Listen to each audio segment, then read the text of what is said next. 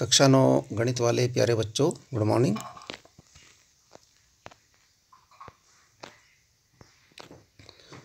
हम पढ़ रहे हैं पाठ 10 वृत्त, जिसमें प्रश्नावली 10.1 आज हमने करनी है। इसका प्रश्न हमारे सम्मुख है, खाली स्थान भरिए। पहला प्रश्न, खाली स्थान भरिए। जो अभी तक आपने वृत्त के बारे में पढ़ा है उसी पर आधारित कुछ प्रश्नावली है ये भरने की। देखिए, इसमें लिखा है वृत्त का केंद्र वृत्त के में स्थित होता है। किस में स्थित होता है? वृत्त का केंद्र वृत्त के में स्थित होता है। कहाँ होता है? बाहर या अंदर? अभियंतर। यहाँ अभियंतर भरा जाएगा। यहाँ भरेंगे आप अभियंतर, ऐसे भरेंगे। बस इतना काम आपने करना है, अभियंतर। अच्छा, एक बिंदु जिसकी वृत्त के केंद्र से दूरी त्रिज्या से ज़्यादा हो जाए तो वृत्त में कहाँ स्थित होता है? भाई ज़्यादा हो जाएगी तो बहिर्भाग में जाएगा, तो यहाँ भरेंगे बहिर्भाग। वृत्त की सबसे बड़ी जीवा वृत्त का क्या होता है? देखिए, इसमें आपको ऑप्शन भी नहीं दिया गया है। वृत्त की सबसे बड़ी जीवा वृत्त का व्यास होता है। आपने सुना होगा पहले। अच्छा, एक चाप होता है जब इसके सिरे व्यास के सिरे हों। जब चाप के सिरे व्यास के सिरे हो जाएं तो क्या बन जाता है? वो अर्धवृत्त बन जाता है, सेमी सर्किल,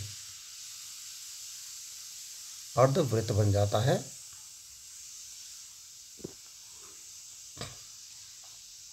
सेमी सर्किल बन जाता है।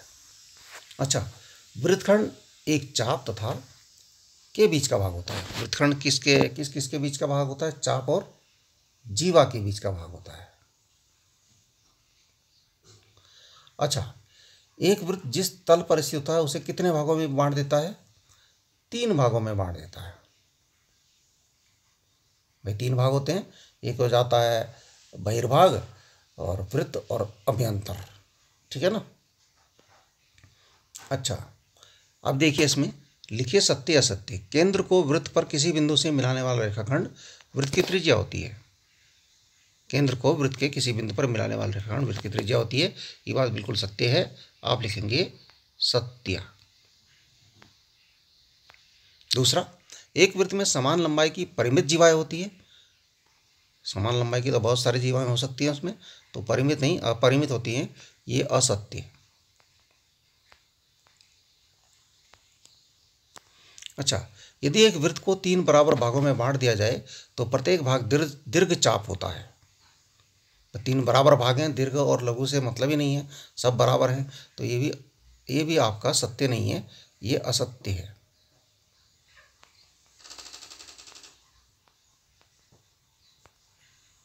इसके बाद, वृत्त की जीवा जिसकी लंबाई त्रिज्या से 2 गुनी हो वृत्त का व्यास है। वृत्त की जीवा जिसकी लंबाई त्रिज्या से 2 गुनी हो, बिल्कुल सही बात है, ये सत्य है आपकी बात। त्रिज्यखंड जीवा एवं संगत चाप के बीच का क्षेत्र होता है। तो त्रिज्यखंड जीवा के नहीं, त्रिज्याओं और संगत चाप के बीच का क्षेत्र होता है। यहाँ लिख दिया जीवा एवं संगत चाप, ये गलत लिख दिया इन्होंने, तो ये असत्य हो गया।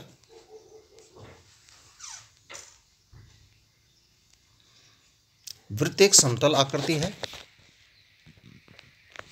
बिल्कुल सही बात है, वृत्त एक समतल आकृति होती है, ये भी सत्य है।